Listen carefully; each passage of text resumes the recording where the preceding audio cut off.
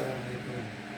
Waalaikumsalam warahmatullahi wabarakatuh. It's a real pleasure for me to be here and to be talking Russian. It's a double pleasure for me. Sungguh beliau gembira bahwa bisa menjelaskan di sini tentang ajaran Syekh Abdul Qadir. Karena beliau memang sangat mencintainya, jadi menjelaskan itu senang sekali. We have few difficulties. Kita ada beberapa kesulitan. One is Sheikh Abdul Qadir's English language is very high. Satu, tingkatan bahasa Inggris Syekh Abdul Qadir itu tinggi, jadi memang agak sulit untuk dijelaskan. The second is my Indonesian is zero.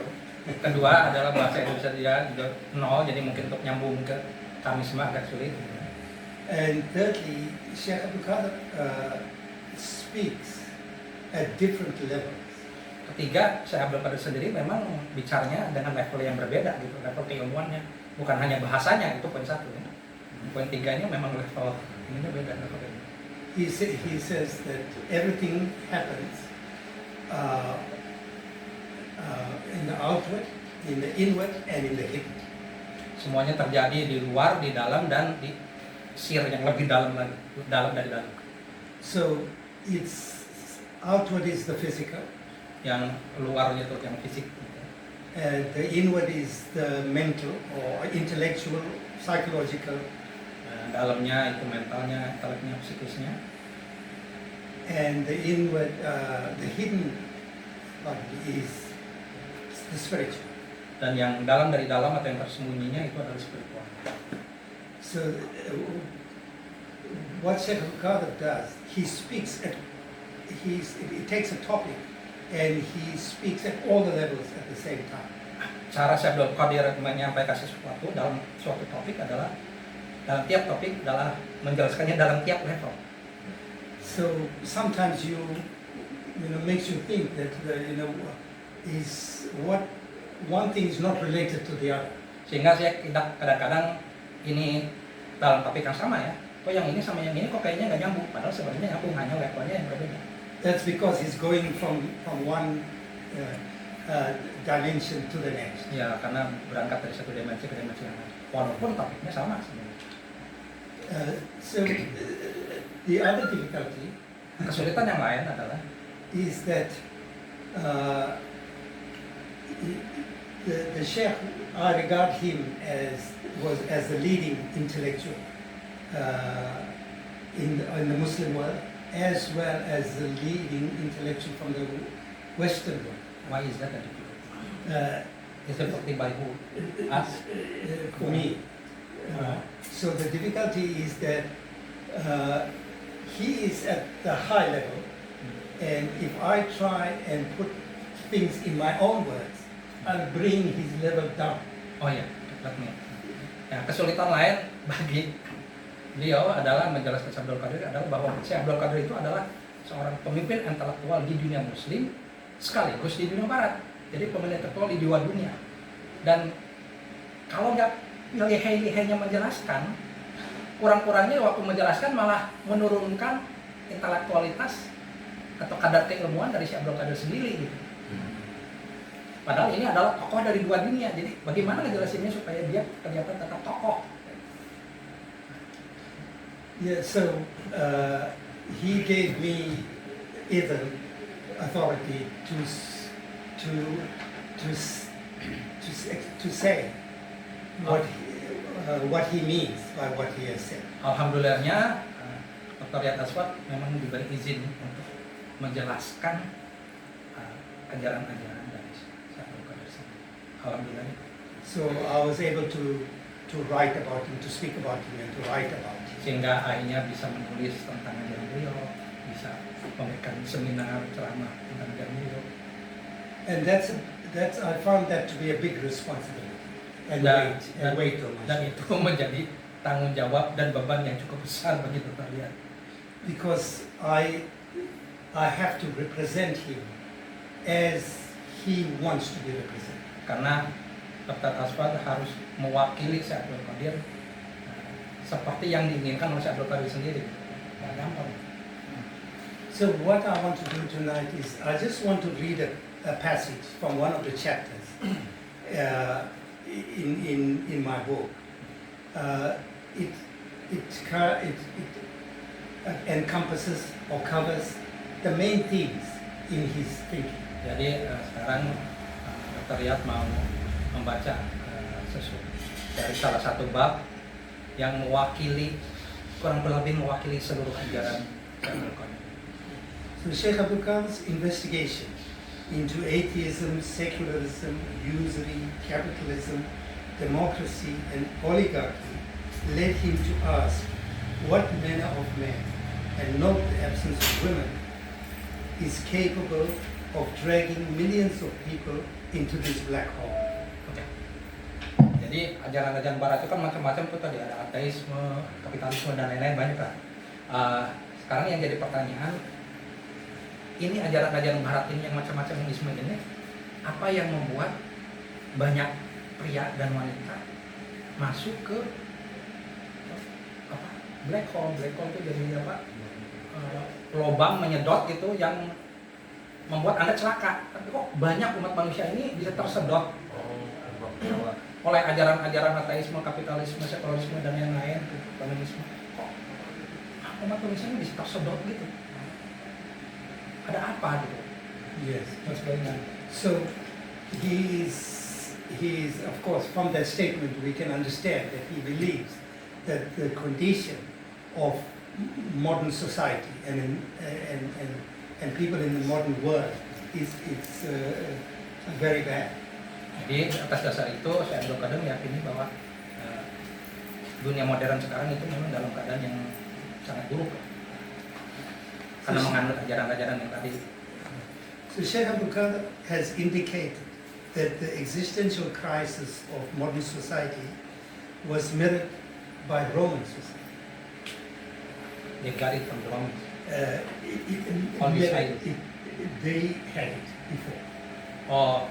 Saya Abdul Qadir waktu menganalisa ajaran-ajaran Barat yang modern ini berkesimpulan bahwa ajaran-ajaran yang aneh-aneh ini sebenarnya sudah ada cikal bakalnya, bumbunya, atau mungkin implementasinya gitu waktu di zaman Romawi. So the importance of what happened in ancient Rome was not related to the events or even the individual actors. So the importance of what happened in ancient Rome was not related to the events that took place or the people who made those events. Will come. Jadi apa yang terjadi di zaman Romawi waktu dulu itu istilahnya pelajarannya bagi kita itu bukan apa yang terjadi dengan orang Romawi lagi pada waktu itu. Dan kita bisa belajar dari sejarah itu. Nah, itu bukan bagaimana itu efeknya ke orang Romawi itu sendiri, bukan itu yang pelajaran yang bisa kita ambil. What actually happened was that an inner dislocation of the people gradually took place over a period of half century, starting at the time of the dictator Lucius Cornelius Sulla and ending with the absolute dictator Augustus. The importance of what happened. Okay. So what actually happened was that an inner dislocation of the people took place, right? Over a long. That's a lesson that you. Yeah. So the main point is that. So we said that the problem was not what happened or the people who made it happen, but it lay in what happened within the people, a dislocation that took place. Jadi yang bisa kita pelajari, yang bisa kita ambil dari sejarah Romawi adalah bahwa about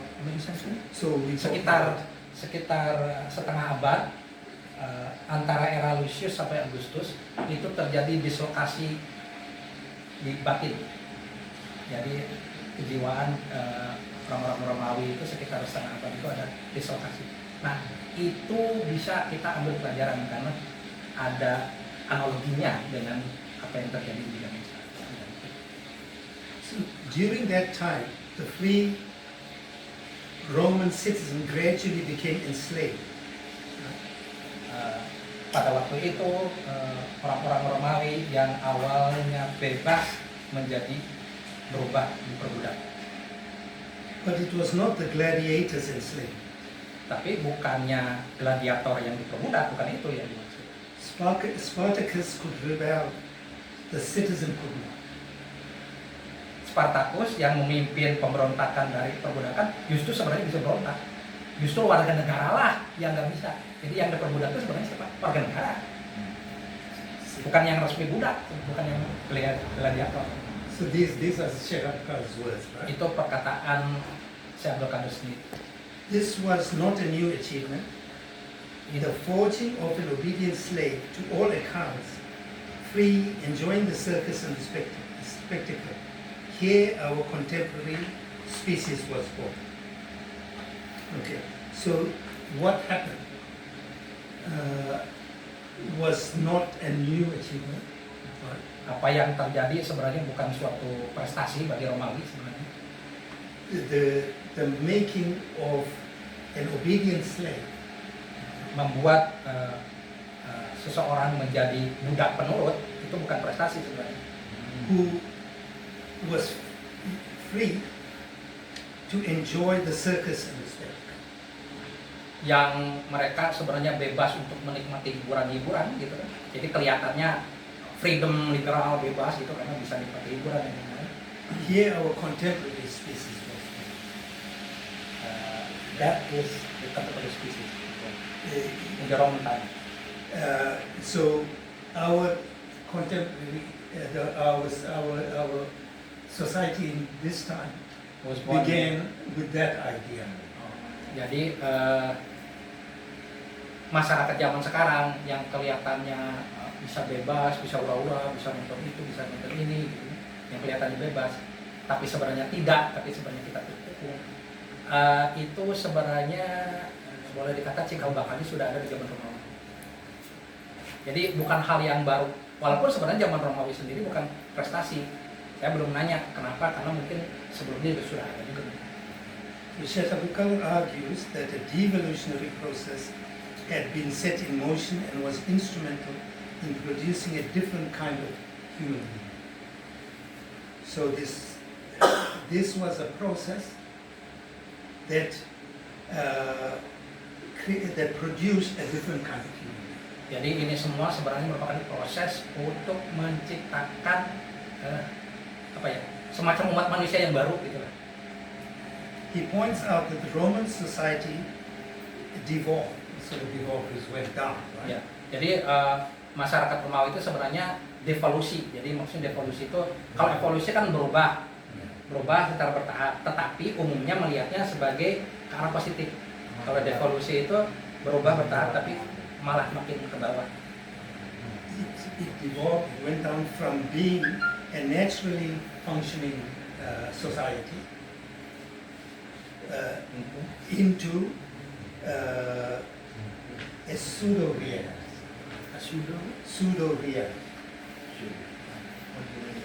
Pseudo-reality, and And the then people become superior. we'll explain that later. It's just below here, right? Jadi So we've got a Manusia-manusia ini- natural state, then they have now gone down into pseudo-reality, and more than that, we've gone into fantasy. oh ya. Jadi manusia-manusia ini asalnya manusia fitrah, manusia alami, kemudian menjadi manusia melakukan proses evolusi, ada proses evolusi. Menjadi manusia yang setengah Manusia. bukan setengah manusia, jadi setengah mimpi gitu loh. Setengah real. Setengah real. Banyak orang kan sekarang di Indonesia misalnya kayak mimpi-mimpi gitu kan. Setengah mimpi gitu. Nah, kemudian kesananya itu malah lebih parah lagi menjadi manusia yang otaknya itu udah fantasi aja. Jadi halu. Jadi awalnya manusia fitrah berubah menjadi manusia setengah halu dan akhirnya menjadi manusia halu beneran. So, Sudo itu setengah. So it is a process that begins in the real world, Itu adalah proses yang dimulai dari di dunia nyata then turns into self-delusion. dan kemudian menjadi delusi gitu, melamun atau apa, Yeah, and ends in complete fantasy. dan akhirnya menjadi fantasi, semuanya hal adalah So we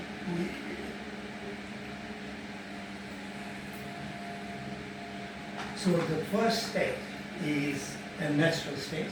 jadi awalnya adalah awal yang alami, yang fitri gitu, fitrah. Yes, and the second stage is capitalism and democracy, Tahap keduanya adalah kapitalisme demokrasi, and it ends up in oligarchy. dan nanti tahap ketiganya itu oligarki. Yeah, oligarchy is the control of the political process by a small group of wealthy Oligarki adalah elite. suatu proses politik yang diatur oleh elit yang sedikit lah, and that is comparable to the fantasy delusion, Yes. the inner and the outward. So, how we should look at this is that it was a natural state, then it was a delusion, Delusion which is believing which is in democracy, in capitalism and democracy, right? And then we come to the third stage, which is a complete fantasy, which is oligarchy. oligarchy, right? The control of a society by a small group of wealthy. May I explain? Yes, yes. Jadi kan tadi itu kita bicara dalam apa? Dalam masalah dalamnya, batinnya itu kan fitrah, sesudah fitrah, kemudian setengah berhayal, kemudian kesananya menjadi hal total. Nah itu kalau itu dalamnya. Nah kalau luarnya itu bisa kita bandingkan, kita analogikan dengan sistem juga yang ada, yaitu asalnya suatu sistem yang fitrah lah, mungkin sistem Islam atau apa, kemudian udah gitu demokrasi sama kapitalisme, dan terakhir itu adalah oligarki. Jadi sistem-sistem yang ada di tengah masyarakat itu sebenarnya merupakan refleksi dari apa yang ada di dalam di jiwa umat manusia sekarang. Jadi kalau udah oligarki udah atasi betul-betul kita. Jiwa kita udah jiwa menghayal benar. So to reach the stage of oligarchy, Untuk mencapai tahapan oligarki itu, the population take democracy and capitalism as a base. masyarakat akan membuat demokrasi dan kapitalisme sebagai agama. Apabila itu terjadi, apa membuat itu agama, maka akan terjadilah oligarki. Jadi tahapannya gitu.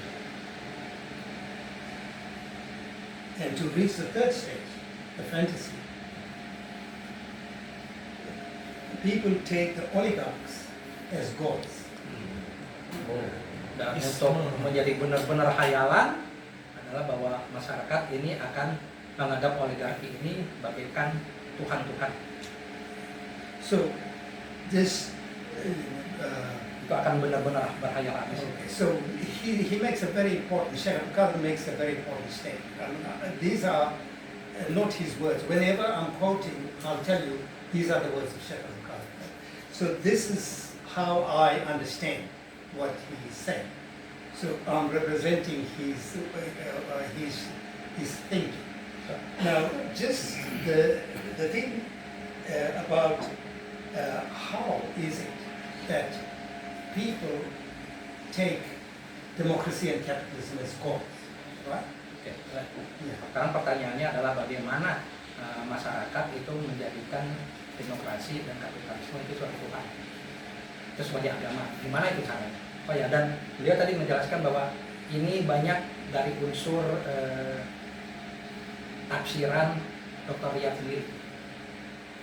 Yeah. So, Banyak dari unsur so capitalism is the system kapitalisme adalah sistem. that is a control, that's dominant. Sistem yang dominannya itu kapitalisme. Now, why is he calling capitalism a religion? Kenapa kapitalisme disebut agama? So religion, we understand religion as something that brings people together, like in the prayer and in society as in general. Banyak kita berpikir agama itu adalah yang membuat masyarakat berkumpul. And the other aspect of religion is that you believe in supernatural. Aspek lain dari agama adalah percaya kepada sesuatu yang gaib. Like we Muslims, we believe in the unseen. Misalnya, We believe in Allah and other things that appear in the unseen. contohnya kita percaya kepada Allah dan Allah. So what do the capitalists believe in? That's supernatural. Nah sekarang pertanyaannya, apa yang dipercaya oleh kapitalis yang bersifat gaib atau bersifat metafisis? Kan katanya agama tuh harus ada itunya, harus ada supernaturalnya, dan juga harus ada ngumpulnya. Nah kalau masalah ngumpulin orangnya kapitalisme ada, banyak dari kita tahu. Tapi yang banyak dari kita nggak tahu sisi metafisik atau sisi gaibnya dari kapitalisme apa? Sebab itu salah satu syarat untuk bisa disebut agama. So capitalism is a false religion, and so what they believe in is not the supernatural, but something that is not natural. Oke. Jadi kapitalisme itu sesuatu yang tidak alami. Mereka tidak percaya kepada supernatural, tapi percayanya kepada yang tidak natural.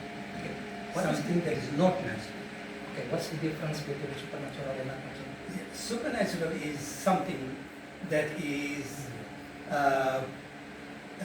above the natural. So, Okay. and And not usually supernatural is believing spirituality, right? In Allah. And not natural? Not natural is, if you have a false religion like capitalism, they have to believe in something, but this something is not natural, and I'll explain now. Jadi kalau bicara tentang supernatural, kapitalisme mungkin tidak, tetapi dia percaya kepada sesuatu yang tidak natural. Jadi bukan supernatural, tapi tidak natural. Maksudnya tidak natural mungkin kalau kita sehari-hari nyebutnya sesuatu yang tidak fitrah, kan? Kita mungkin lebih pahamnya itu. Jadi dia meyakini hal-hal yang sebenarnya sangat tidak fitrah. Kalau kita percaya kepada yang gaib, kalau mereka percaya kepada sesuatu yang sangat tidak alami, sangat tidak fitrah. Gitu. So the thing that is not natural, Yang tidak alami dari, yang tidak fitrah dari which they believe in capitalism, is the money supply. Tentang supply-nya uang. Jadi uang itu infinite supply, kan? Yeah, so it's Bahwa uang itu akan ada terus, gitu. Itu paham yang boleh kata tidak alaminya. so Infinite, is that what you're talking about? Infinite or no? So the thing that they believe in, which is not natural, right, is the money supply within capitalism. Oh, in what way? I'll explain. Nah, jadi yang tidak alaminya di dalam kapitalisme itu adalah masalah supply money-nya. Nah, sekarang pertanyaannya dari sisi supply money yang tidak alami itu apanya? Saya sebenarnya apa maksudnya tidak terbatas jumlahnya? Dia akan menjelaskan tidak alami dari supply uang itu apanya. So the money supply is created by central banks Supply uangnya itu dibuat, through fractional reserve bank. ya dibuat di bank melalui sistem fractional reserve banking. So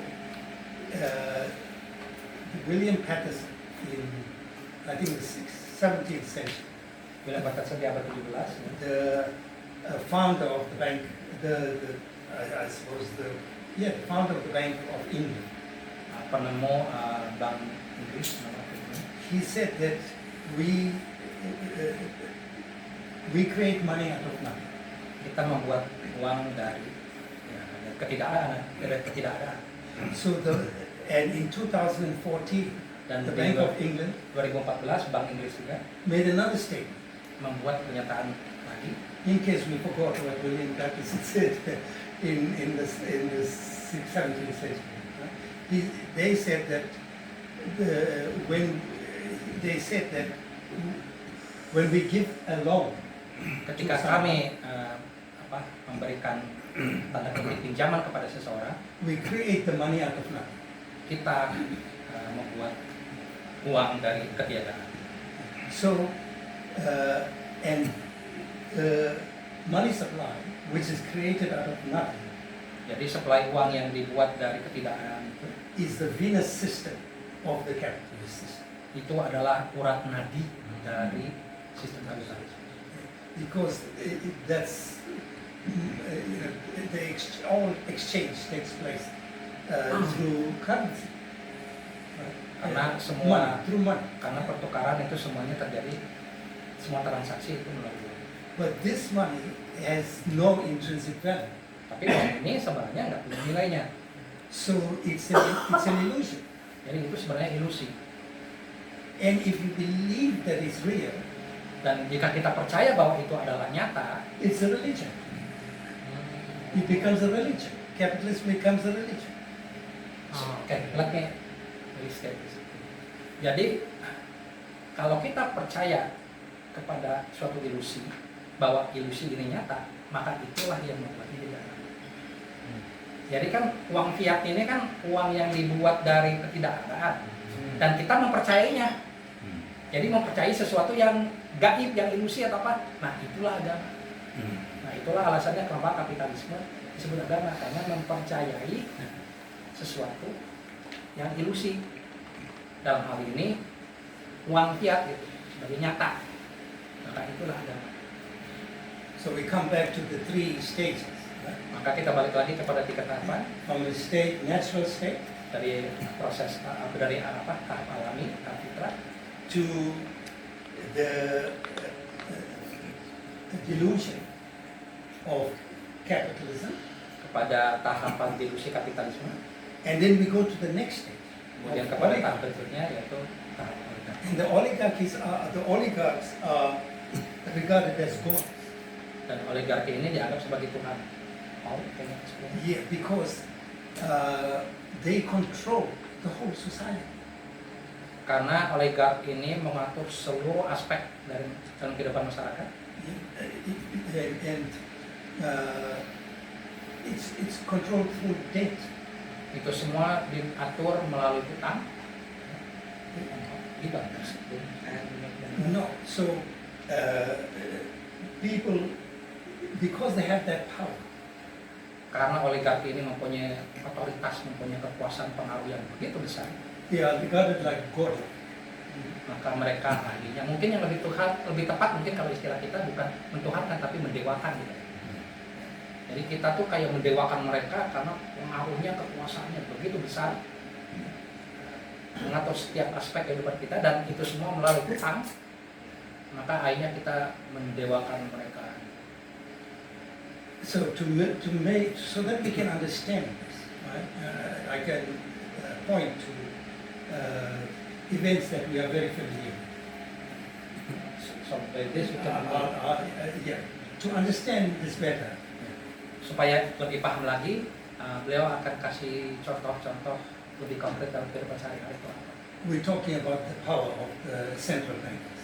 Untuk menjelaskan kekuasaan dari bank sentral Who are the biggest oligarchs? Are the bankers. yang sebenarnya oligarki terbesar adalah The biggest perbankan. oligarchs, sorry, are the bankers. Cina-Cina di Indonesia kan kebanyakan bank. You know, the others are in commodities, in media, Ya. in high tech, etc. Yang lain-lain itu oligarki itu ada di media massa, ada di high tech dan lain-lain. Tapi yang pusatnya itu ada di bank. But the most important are the bankers. The thing is this, see, many Indonesians, they don't really see the banks. What they see is the Chinese. But then I said to them, well, many of these Chinese are bankers. Some of these bankers. Okay. And that's what I explained to them. So bankers are bankers, right? Yeah, they cannot relate that it is Chinese in Indonesia. Many of Okay. them. Yeah. And in other places it's different, right? Ya, Yeah. jadi Cina-Cina yang oligarki itu jangan salah, itu bankir. Dan bankir ini nah sebenarnya yang lebih berkuasa. Oligarki itu bukan hanya bankir, ada juga di IT, gitu kan? Ada juga di tambang dan lain-lain. Tapi pusatnya, markasnya itu ada di bank. Dan Indonesia itu Cina. Dan mungkin juga ada Yahudi Belanda di belakangnya, itu mungkin mengerjain yang lebih banyak. So what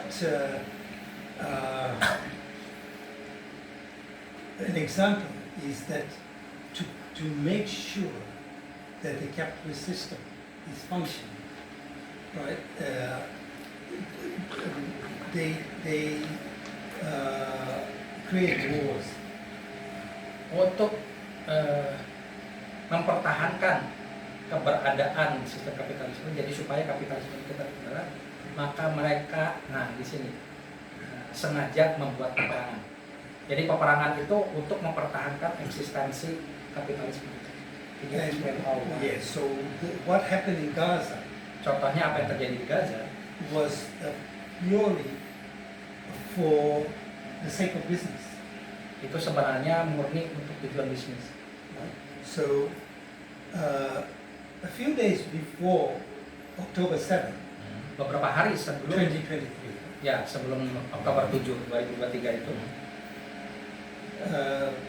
the Prime Minister of Israel, Benjamin Netanyahu went to the United Nations. Netanyahu pergi ke PBB beberapa hari sebelum And Oktober he 7 said itu.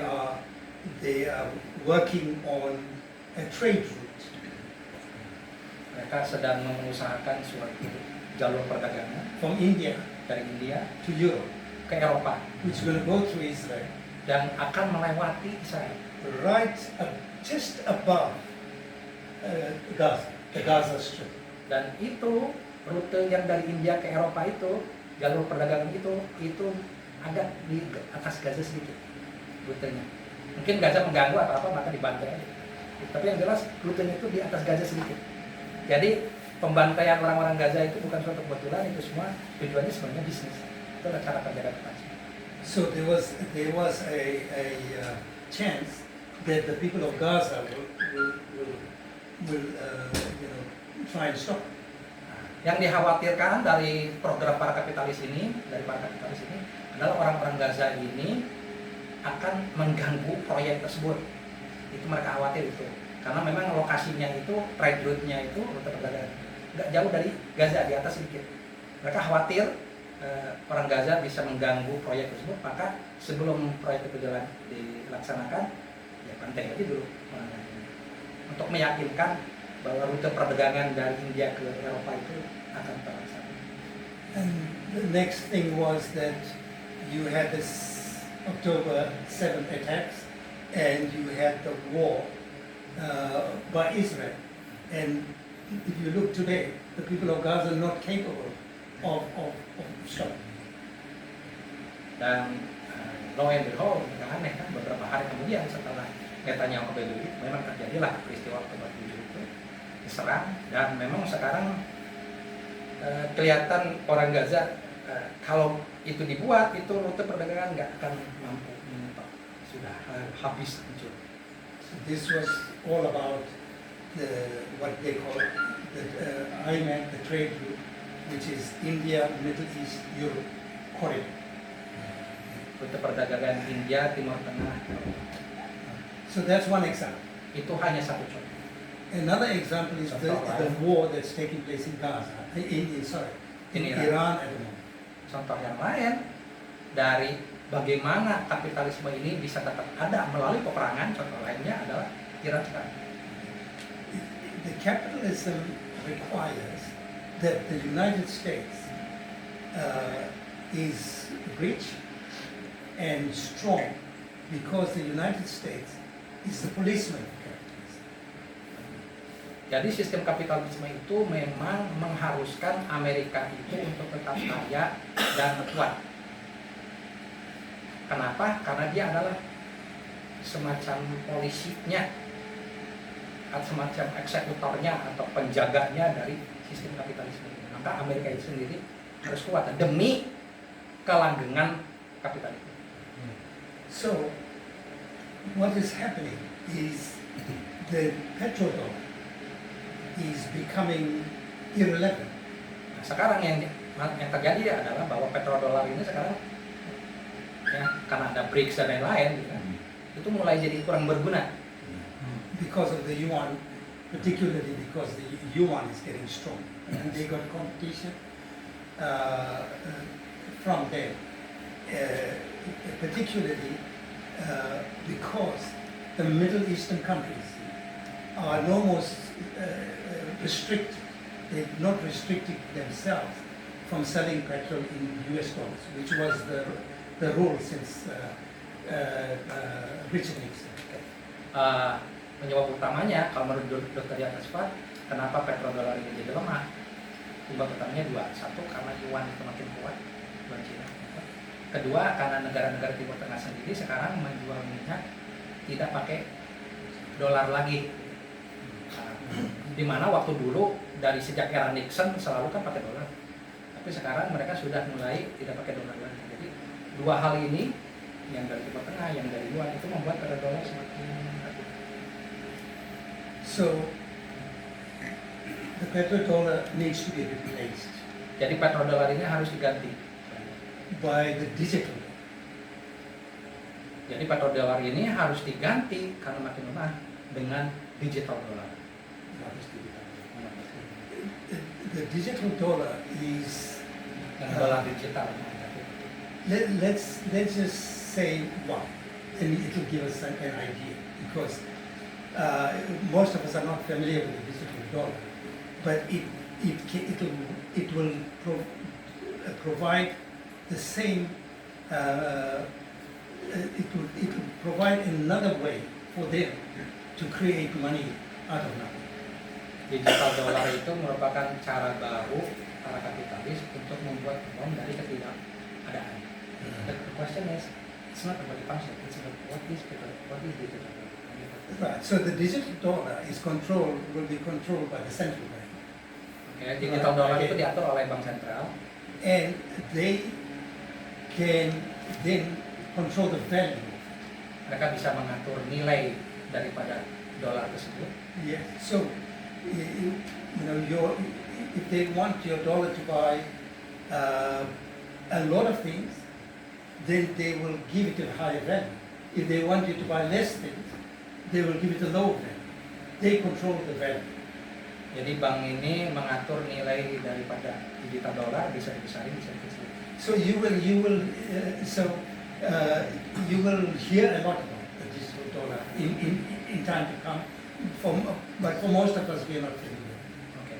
Dengan berjalannya waktu, kalau kita masih belum paham apa itu digital dollar, dengan berjalannya waktu kita akan makin paham karena akan makin disosialisasi karena memang rencananya untuk menggantikan dolar biasa. Karena ada menggantikan petrodolar, ada petrodolar. Now they need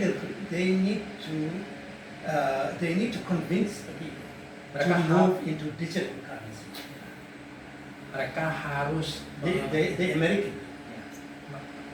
mereka ini harus meyakinkan orang-orang agar masyarakat dunia percaya kepada keuangan digital. And Ini kayaknya BI juga kan kemarin udah mempromosikan digital juga. Udah. Ya, and to do that, to have an excuse to do that, they have made this war on Iran. dan untuk mempunyai alasan agar orang percaya kepada digital dollar ini, maka dibuatlah perang Iran. Oh, Yeah. So now this will, so they can make it clear to everyone that the petrol dollar is no good anymore. Now they will find a way to maintain American control through the digital dollar. It's another way of maintaining American hegemony. yeah, but why is Iran war becoming an excuse? Yeah. Okay. So you see, I need to explain. yeah, what's happening is that Bambang is thinking a lot. He's thinking. Because I want to make sure they understand. Yeah, no, fast. No, sometimes. So in this case, right, we'll just assume that's the case, okay?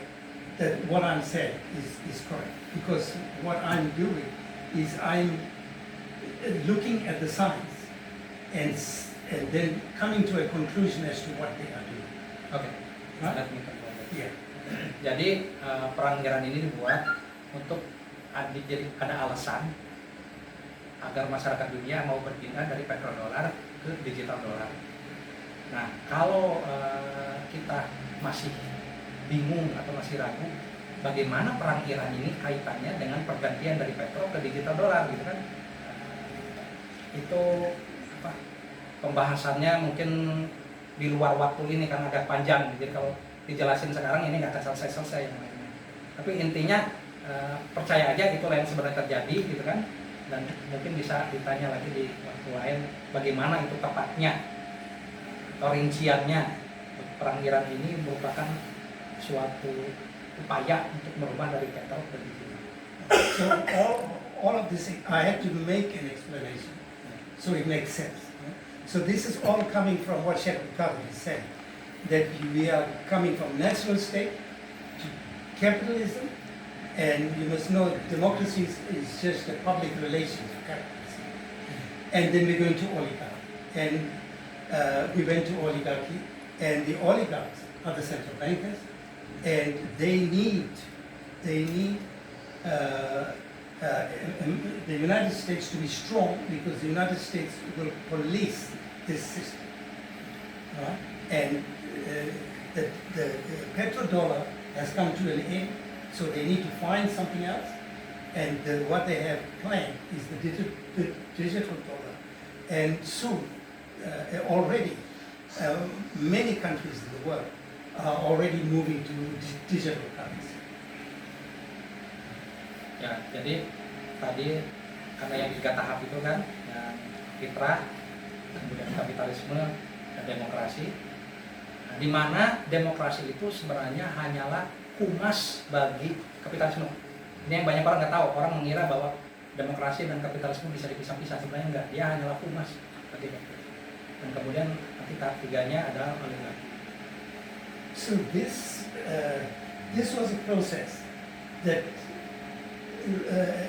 happened in Rome.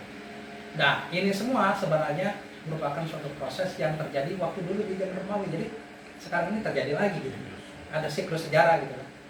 So he goes on to show, Sheikh Abdul goes on to show how the British Empire and the contemporary American Empire have followed exactly the same pattern as the one which happened in Rome. Jadi bukan hanya Amerika sekarang, tapi juga Inggris, Empire Inggris kemarin, Inggris Raya, juga mengikuti pola yang sama seperti yang terjadi di Romawi. Now all of this, so earlier on we said that all of this, it depends on the internal dislocation, the changing of the nature.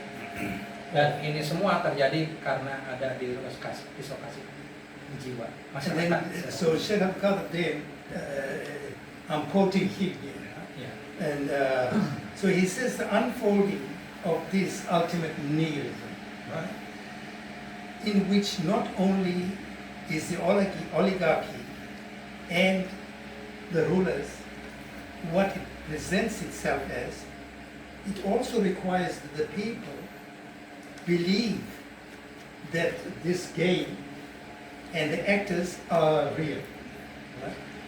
While also aware that it is all false. Right? So this is the why, Sheikh Abdul is an extremely complex thing, right? So what he's saying there is, we'll have to say it in our own words, right? So he's saying that the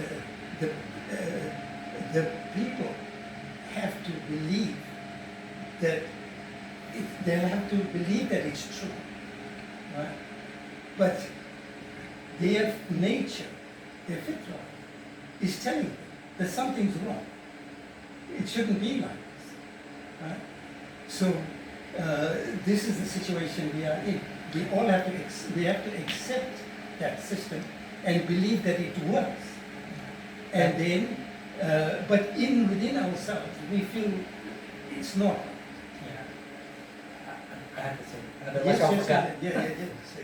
Jadi fitrah manusia itu sebenarnya ada sesuatu yang ganjil gitu kan dengan sistem yang ada di muka bumi sekarang kok, kayak ada yang serap ada yang kena.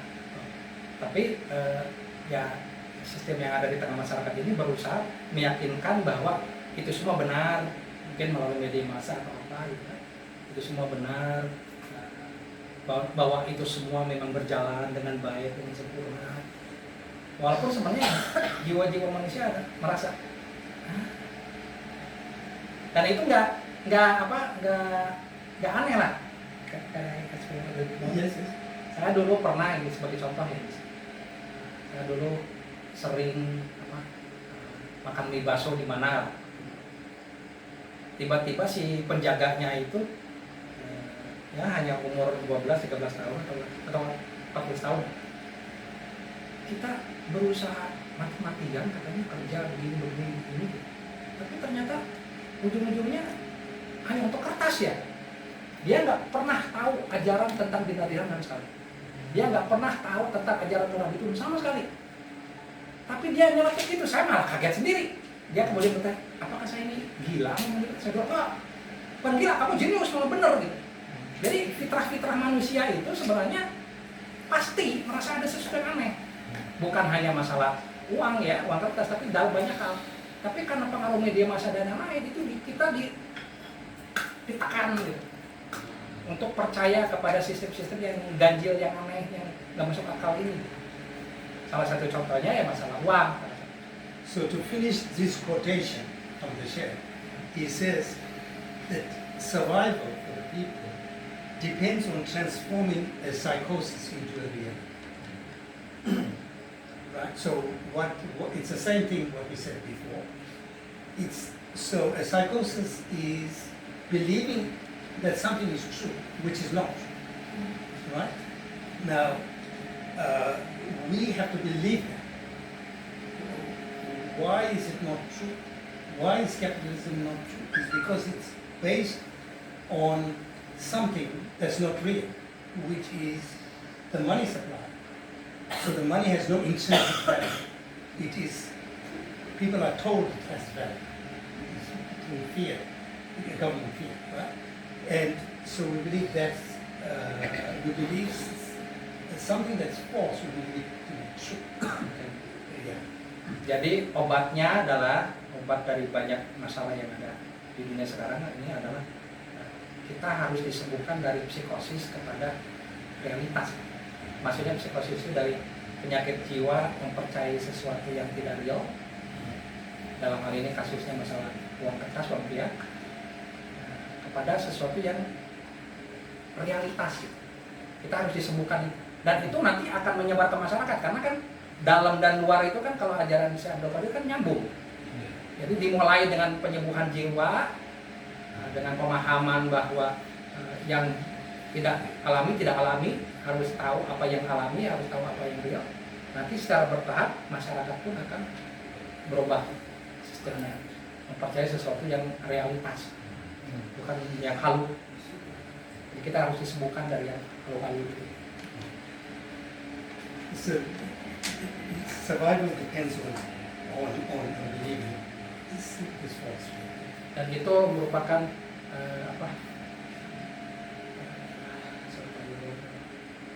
kunci keselamatan kita umat manusia untuk sembuh dari psikosis ini. Kalau kita terus-menerus percaya kepada yang halu, sistem yang halu, maka masyarakat ini ya akan selamat lah. So Sheikh Abdul Qadir points out that the capitalist system and its public relations apparatus, liberal democracy, will collapse. Jadi menurut Syekh Abdul Qadir, sistem kapitalisme dan politiknya yang liberal demokrasi itu akan hancur. And this is by the middle of the 20th century. Di pertengahan abad ke-20, there were four great intellectuals in the world. Ada 4 intelektual besar di pertengahan abad 20 who were different from all the other intellectuals. Yang berbeda dari intelektual yang lain. It was Heisenberg, Junger, Schmidt, and Heidegger. All German. Is it coincidence? All German. Yes. Kebetulan atau tidak? I didn't think of it like that. No, from the name is different. Yeah. Now that you are saying it, they were all German, right? Ini orang Jerman semua ini. So each one of them Heisenberg, when he came, he made this radical change in our view of the physical. Ya, Heisenberg membuat kita melihat dunia fisika ini sangat berbeda dengan quantum physics. Yeah, so he moved away from Newtonian physics into relativity physics and quantum mechanics. Ya, dia kan kita biasanya kalau fisika itu belajarnya fisika Newton. Dengan munculnya Heisenberg itu kita beralih ke fisika yang berbeda, yaitu fisika relativitas, fisika kuantum. Ya. And Schmidt, he showed in his writings that the nation state it doesn't function the way it was made to function. Nah, sedangkan Schmidt dalam tulisan-tulisannya memperlihatkan bahwa negara-negara bangsa itu sebenarnya tidak berfungsi seperti yang diperkirakan orang sebelumnya. Jadi kan sebelumnya negara bangsa itu gini-gini. Ternyata Schmidt menganalisa enggak, berjalannya berbeda gitu dengan yang kita perkirakan. Because like we were talking about earlier, the control of the nation state is actually not in the hands of the people and their governments, but they are controlled by the oligarchs, by central bankers. Karena ternyata negara bangsa itu bukan diatur oleh masyarakat, oleh pemerintah, tapi diatur oleh pemimpin dan oleh negara. So Jadi negara bangsa gini-gini itu bohong. So when What is his first name? Smith. What? Carlson. Carlson. And with Ernst Jünger, Sedangkan dengan juga he went beyond the Marxist analysis of the world. dia menganalisa lebih dari masalah. And he showed that we are all workers Dan dia memperlihatkan bahwa kita semua sebenarnya pekerja and we are under technology. dan kita semua di bawah teknologi. So he is saying that technology, we do not use technology, Kita tidak memakai teknologi, technology uses us. tapi teknologi lah justru yang memakai kita. And very interesting is the last thing, Heidegger. Right? So Yang paling menarik adalah yang terakhir, yang Heidegger. These are Shekhar-Kar's words, right? Ini kata-kata bisa. Shekhar-Kar said that Heidegger opened up for the future nothing less than the phenomenology of freedom, by which implication laid bare the mechanisms of slavery which made peace look like war, made legislated liberty produce slave camps, abstract research produce nuclear weaponry, and psychotherapy produce passive consumers. Jadi menurut Abdul Qadir sendiri sini Heidegger itu membuat menjelaskan bahwa bagaimana perbudakan akan kelihatan bahwa damai itu akan kelihatan seperti perang, bahwa kebebasan malah menghasilkan kam-kam perbudakan, dan riset-riset dan lembaga riset maka malah memproduksi senjata nuklir, dan psikoterapi malah menghasilkan konsumer-konsumer pasif. Jadi beliau Heidegger itu menjelaskan banyak hal yang ironis gitu. Jadi yang kelihatannya bagus tapi sebenarnya beda. Kelihatannya bagus tapi sebenarnya di balik layarnya beda. So we are finished with the four things. Shekhar-Kar said these were the most important. Yang empat tadi itu adalah intelektual yang sangat penting.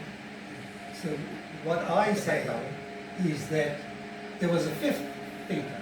Sebenarnya ada intelektual kelima. By the middle of the 20th century, there was the fifth thinker who was above everybody else. Yang sebenarnya di atas dari empat ini semua, lebih dari empat. Was Shekhar-Kar. Itu Syekh Abdul Qadir sendiri. Tapi nggak mungkin Syekh Abdul Qadir sendiri menyebut dirinya gitu kan. And we just see why. Kita akan melihat kenapa Abdul Qadir itu malah intelektual berpuluh yang melebihi dari 4-4. So Schmidt, Smith, he said the establishment of a new nomos, as Schmidt saw the establishment of a new nomos as the way to end the worldwide civil war. So the new nomos is a new social contract, is a new way of living in society. Right? So Schmidt saw the establishment of a new nomos as the way to end the worldwide civil war. So this fighting that's going on. Oke. Jadi Smith itu melihat bahwa munculnya nomos baru itu akan menjadi alat untuk atau menjadi penyebab berhentinya berbagai peperangan yang ada di dunia. Itu Smith melihatnya seperti itu. Sheikh Abdul Qadir says that nihilism, suicide, terrorism are synonyms. Synonyms, they mean the same thing. Right? They are not political doctrines, but the failure of politics. They indicate an end game, and after it must come a new beginning, a new norms. Right? So, Okay. So wait a minute. So Smith, he saw a new nomos, but then Abdul Qadir.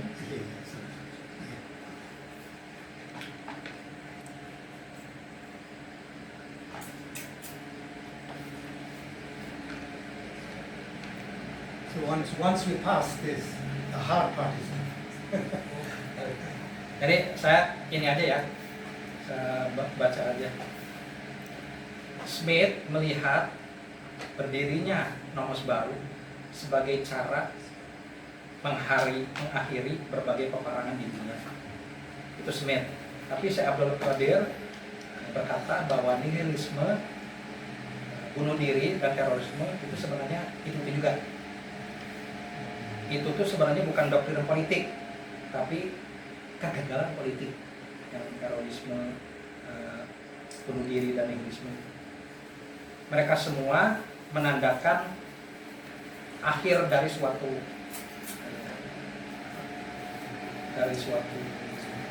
permainan, the end of end game, it's an end game. Mereka semua merupakan akhir daripada suatu fase, suatu permainan, di mana kemudian akan muncul permulaan baru, yaitu new nomos. Jadi kalau boleh saya katakan, Smith itu memunculkan suatu ide tentang new nomos gitu kan, sedangkan Syekh Abdul Qadir lebih mengelaborasinya. Jadi Smith itu hanya memunculkan new nomos, sedangkan Syekh Abdul Qadir dirinciin lagi. Itu saya nangkapnya. So there was a reason why I said that Sheikh Abdul Qadir is the fifth great intellect. Ada alasannya karena Perayaan Asfad mengatakan bahwa Syekh Abdul Qadir adalah intelektual besar abad ke-20 yang kelima. Because he said the new nomos Karena dia mengatakan bahwa nomos yang baru ini, is not new. bahwa nomos yang baru ini, It's bahwa nomos yang baru itu sebenarnya tidak baru karena itu sebenarnya Islam. or you can say it's a new nomos which was brought by the Prophet Muhammad sallallahu alaihi wasallam. Atau bisa juga disebut nomos baru, yaitu nomos yang dibawa oleh Rasulullah. So you see now we see that we needed Sheikh Abdul Qadir had to go to make a context. You know, it's all of what we were talking about before. It's of course complicated and difficult, but it provides the context to the importance of Islam. Jadi Syekh Abdul Qadir memang menjelaskan ini semua agak ribet, agak kompleks, apalagi kalau kita baca langsung di sana gitu, kelihatan kompleksnya ribetnya. Tapi itu semua supaya kita paham konteksnya, bagaimana Islam itu menjadi relevan atau bisa diterapkan di zaman sekarang nih. Karena kan banyak dari kita tuh istilahnya gak usah mikirin Islam, pokoknya mikirin Barat, mikirin apa gitu. Nah, maka dari kacamata Barat, kacamata modern ini oleh Syekh Abdul Qadir dijelaskan, dan ternyata ujung-ujungnya solusinya di Islam. Tapi ya mau tidak mau konteksnya harus dijalankan dulu, walaupun agak puyeng gitu memahaminya awalnya apa gitu. Sheikh Abdul Qadir sees that it's the task of the Muslims to replace materialism, consumerism, and nihilism with the natural nomos, which is Deen al-Fiqh. Jadi merupakan tugasnya Muslim menurut Syekh Abdul Qadir untuk mengembalikan dari materialisme, konsumerisme, nihilisme kepada nomos baru, yaitu ajaran Islam. Itu tugas kita sebagai Muslim untuk melakukan itu. Which he calls Deen Yang mana beliau menyebutnya sebagai Dinul Afrika.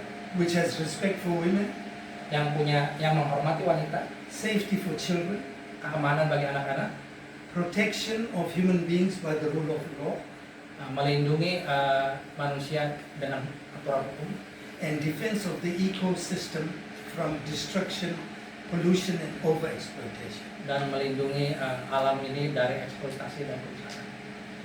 For him, the new nomos is none other than the Amal Ahlal method. Bagi beliau, new nomos itu tidak lain dan tidak bukan adalah amal ahlul Madinah, The practice of the people of Medina, praktek dari orang-orang Madinah. the Maliki existential method. So this is Metodologi Maliki. so it's Amal is it must appear in reality. Amal harus ada dalam kehidupan kita sehari-hari, bukan hanya dalam teori. So in his in root Islamic education, Dalam Islamic education, Sheikh Abdul Qadir indicates that the prime example of a society in which the inward and outward sciences were unified was early Medina. jadi menurut Syekh Abdul Qadir di dalam buku Root Islamic Education terlihat sekali di awal Madinah itu keselarasan antara dalam dan luar itu terlihat dalam masyarakat. And then this is a quotation from root Islamic education. Dan kemudian ini kutipan dari The Medina of the Salafi community. So Salafi means the first three generations of Muslims, not the modern Salafis and Yeah. Wahhabis and all of them. But the Medina of the Salafi community was neither a primitive nor a formative society, but a complete blueprint from them. It is clear that in Medina at the time of the Salafi communities, man was at his greatest and the social contract at its healthiest and most balanced. Jadi ini kutipan dari Root Islamic Education. Komunitas Salafi Madinah, Salafi dalam pengertian aslinya berarti dulu jangan salah. Ya. Itu bukan masyarakat yang primitif maupun masyarakat yang formatif, tapi merupakan suatu blueprint lengkap,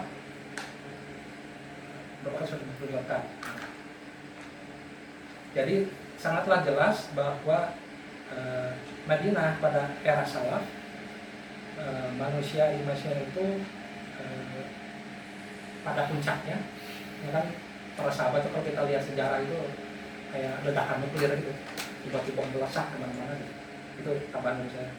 Nah jadi kelihatan bahwa Madinah di era Salafi itu merupakan manusia-manusia puncak, dan kemudian selain manusia puncak terlihat juga di era Salafi itu kontrak-kontrak sosial itu sangat sehat dan seimbang. Ya, jadi muamalahnya gitu. Jadi bukan hanya manusianya menjadi manusia-manusia super gitu kan, tambahan dari saya, tapi juga muamalahnya juga benar-benar sehat, alami. So we come to the last paragraph here. Paragraf terakhir.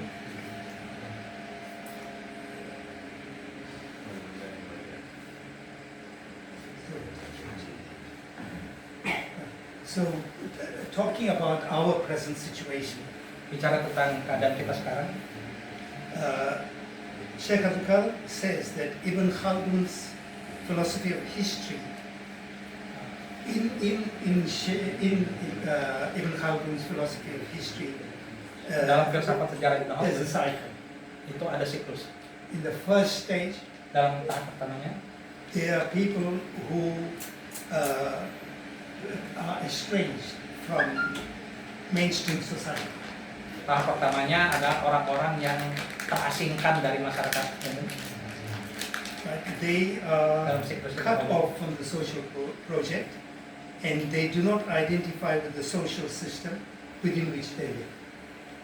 Mereka seperti terpotong dari proyek-proyek sosial yang ada, dan mereka juga merasa tidak berada dengan masyarakat yang ada, tidak sinkron, tidak nyatu. These people are the oppressed, Mereka adalah manusia-manusia kelompok yang tertekan, exploited, manusia yang dieksploitasi, stateless, tidak punya negara, masyarakat yang tidak punya negara, homeless, tidak punya rumah, and poverty stricken. dan miskin. Then we come to the second stage, Nah, kemudian tahap keduanya, where these people get together.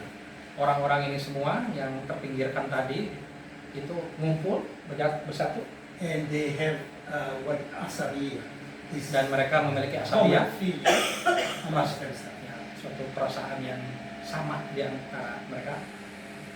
feeling for each other. Ya, ada perasaan bersama, perasaan saling tolong-menolong, perasaan ya kayak saudara aja, walaupun secara genetik DNA mungkin tidak ya, tapi merasa gimana. The third stage is when what we call Bedouins, these people, Tahap ketiga adalah tahap yang kalau saya ketahui disebutnya tahap Bedouin. take adopt kingship by making bay'ah with a leader. Yaitu melakukan bayat kepada seorang pemimpin. Itu tahap ketiga. This new force then overthrows the old regime Nah, and establishes itself in power. is that the third stage there? This is the fourth stage. Now, Yes. fourth step. So now they got a leader. The next step is they rise and overthrow. That's the fourth stage. That's the fourth stage. Jadi tahap ketiga itu tadi ya, tahap ketiga saya ulang, itu bayat seseorang untuk menjadi amir. Nah, kemudian tahap keempatnya menggulingkan pemerintahan, dan So the fourth stage is this new force, is Bedouins, right? Who have this asabiya. Then overthrows the old regime and establishes itself in power. dan kemudian menjadi penguasanya. So, I want to summarize all four. Yeah, but do the fifth one as well. Oh, masih ada tahap kelimanya. The fourth stage is finished. Ya, The fourth stage jadi fifth one is, menggulingkan, kemudian menjadi penguasa. the fifth point is not the fifth stage. The It's fifth- Sheikh Abdul Qadir talking, right? So it's good if we Okay. include that, right? So with even Khaldun is the fourth stages in the cycle. You started there and you came back, Yeah. right? But Sheikh Abdul Qadir says that the present time, and this is his words, right? So I'm not calling Yeah. for anything. I'll let him speak to himself, for himself. This is clearly the moment when a new Asabiya must inevitably arise in response to the identified nihilism which is the immediate present. So in his opinion, now we are in the second stage. So now we are in the fourth stage, but at this time there should be a new Asabiya which is going to rise up. So it's a fourth stage, No, essentially. so we already have government. Okay, so you explain the four stages. Oke. Jadi tadi itu ada, menurut Ibnu Khaldun itu ada 4 tahapan. Kesatu adalah menjadi manusia-manusia yang terpinggirkan, tidak nyambung dengan masyarakat. Yang kedua, mereka semua bersatu, ada asabiyah, merasa sepenanggungan, seperasaan atau senasib atau gimana, dan juga saling tolong menolong. Kemudian tahap ketiganya memilih seorang amir. Kemudian keempatnya melalui seorang amir ini menggulingkan sistem atau pemerintahan yang ada yang asalnya kita terpinggirkan di tahap 1 itu. Itu 4 siklus yang dinyatakan oleh Ibnu Khaldun dan dikutip oleh Syekh Abdul Qadir, tapi kemudian Syekh Abdul Qadir nambahin sesuatu di akhirnya. Which he said, the new nomos will be established on the model of the Ahl al-Madinah by the people who are estranged from the Ayat mungkin seperti Asabiyati. Yeah, so that's not Oh, because he explains, he makes it easier. The new nomos will be established on a model of Amal Ahl al-Madinah by the people who are estranged from contemporary society by the Bedouins. Oke. Jadi new nomos ini akan berdiri, akan muncul oleh orang-orang yang terpinggirkan tadi yang mempraktekkan amal ahli Madinah. So in the view of Sheikh Bukhari, Menurut Syekh Abdul Qadir, the Medina of the Prophet Muhammad sallallahu alaihi wasallam was established as the primary model for humankind. jadi Madinah itu merupakan model bagi umat manusia. Model menjadi manusia puncak, model bagaimana selarasnya batin dan luar, model transaksi yang sehat. Itu model bagi seluruh umat manusia sebenarnya gitu. Hanya muslim lah yang seharusnya awalnya terpanggil karena itu kita. Tapi sebenarnya semua manusia itu seharusnya kalau melihat Madinah itu beda gitu. So this the Medina model is based on justice. Model Madinah ini berdasarkan keadilan. Since the act of governing is primarily associated with production, distribution, and consumption of resources, the Islamic Dawla has to guarantee justice and equity in the financial affairs of its citizens. Jadi keadilan itu berlaku juga di dalam transaksi ekonomi. Nah, kita itu kan kalau bicara keadilan, kalau sekarang ya di tengah masyarakat itu selalu bicaranya pertama sosial, keadilan sosial. Dalam Pancasila disebutin keadilan sosial. Kemudian berikutnya mungkin keadilan politik atau di mana. Tapi nggak pernah kan ada orang bicara tentang keadilan ekonomi. Nah, uniknya kalau dalam Madinah itu keadilan ekonomi itu ada dan diterapkan. So when there's Jadi nggak cukup hanya keadilan politik sosial saja. So when there's justice, they pardon me, the wealth moves around in the society. Ketika ada keadilan, maka kekayaan masyarakat itu muter di tengah masyarakat. And it is not held in the hands of a few people. Dan tidak dipegang oleh sedikit manusia. Kalau sekarang kan, kalau nggak salah tanah di Indonesia ini berapa puluh persen itu hanya dipegang hanya segelintir orang kan. Nah itu kalau dengan keadilannya komprehensif, di mana termasuk keadilan ekonomi, maka harta itu muter di seluruh masyarakat. So the circulation of wealth stops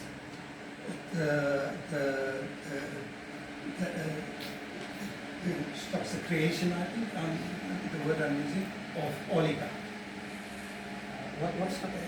The movement of wealth in the society. Jadi harta yang berputar itu sebenarnya merupakan cara yang jitu untuk menyetop munculnya oligarki. Jadi oligarki itu gak akan muncul kalau harta itu berputar. Kalau apabila harta itu diem ngumpul, nah itu muncul oligarki. Tapi kalau mutar terus gak diberi kesempatan oligarki. So in economic terms, Islam demands equity, freedom, and justice in trade and commerce. Ya. So there must be justice. Jadi harus ada keadilan, harus ada kebebasan, harus ada persamaan, keseimbangan di dalam perekonomian. So the proper application of the Sharia, by which I mean the ahkam of the mu'amalat al-tijariyah, it results in prosperity for society as a whole. So what we said is that when your economy is based on the muamalat of tijariyah, the ahkam, the rulings of the muamalat of tijariyah, then there's prosperity in the society. Jadi apabila ajaran-ajaran syariat yang berkaitan dengan ekonomi itu diterapkan, maka kemakmuran akan terjadi di tanah tersebut. Masalahnya di Indonesia ini atau hampir di mana-mana, kalau kita bicara syariat itu selalu yang diomongin hukum pidana. Oke, betul, syariat itu ada hukum pidananya, tapi kan bukan hanya itu, bukan hanya potong tangan saja, bukan hanya cambuk saja, ada yang lain-lain. Nah ini khusus masalah ekonomi. Apabila ajaran-ajaran syariat diterapkan dalam masalah perekonomian, dalam masalah perdagangan, muamalah, maka kemakmuran akan terjadi di daerah, di kawasan. So the society of Medina was certain institutions grew out of the society of Medina, which provided the means for that society to function. So the institutions are the caliphate, the wazirate, the judiciary, the qadis, the fuqaha, the Bayt al-Mal, Hisba, which is administration of the city, the mint, which created the currency, the souk, the market, right? Awqaf, charitable institutions, the asnaf, guilds, the shurta, which came out of like the police and the army came out of the citizens. Right? These institutions, regulated by Islamic law, provided the means by which Muslim societies function.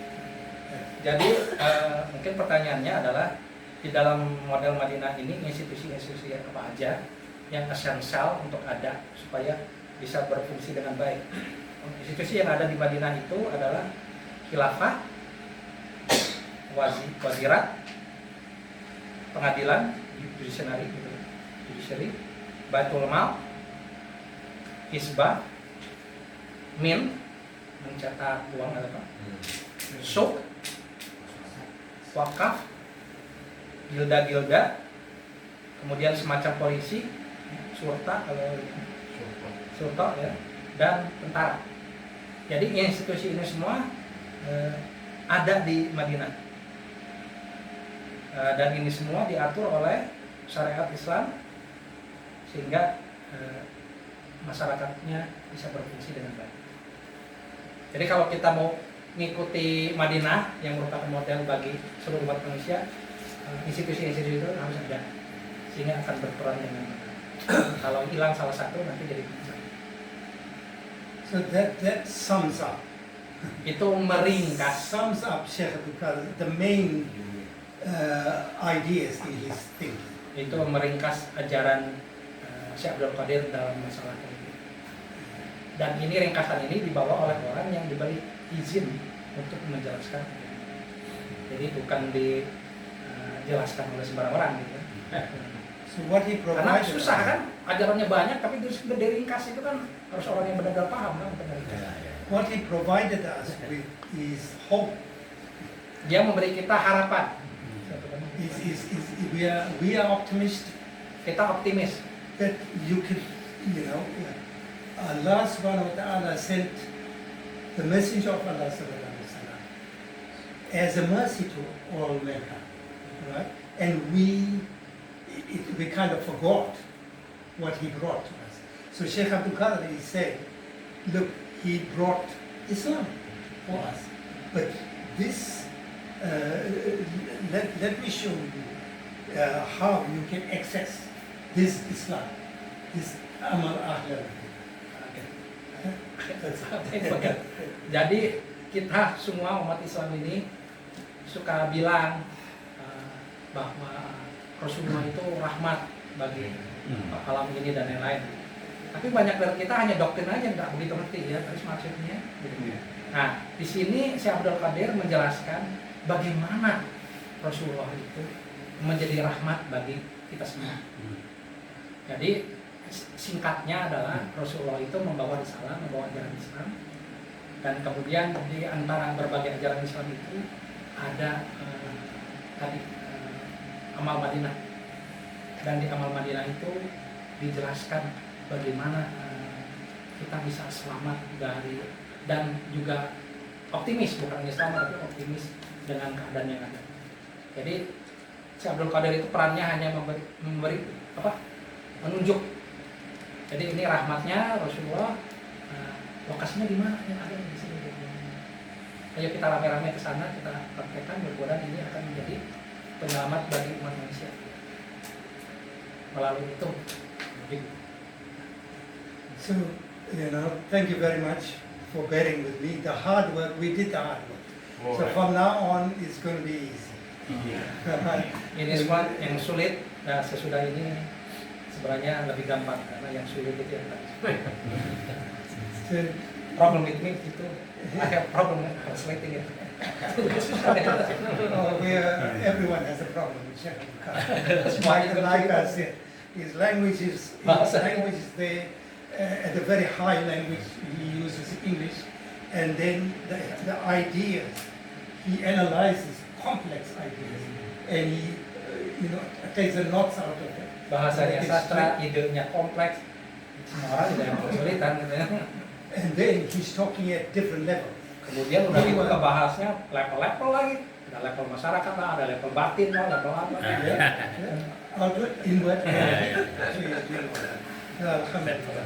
So I know there were a lot of things in there. It was,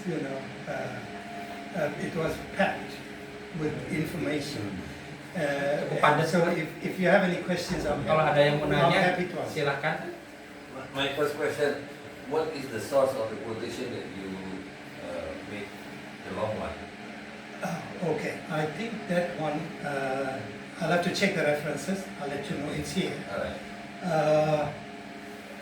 It's in one of, maybe, well, there's no point guessing, I'll tell you, because I know.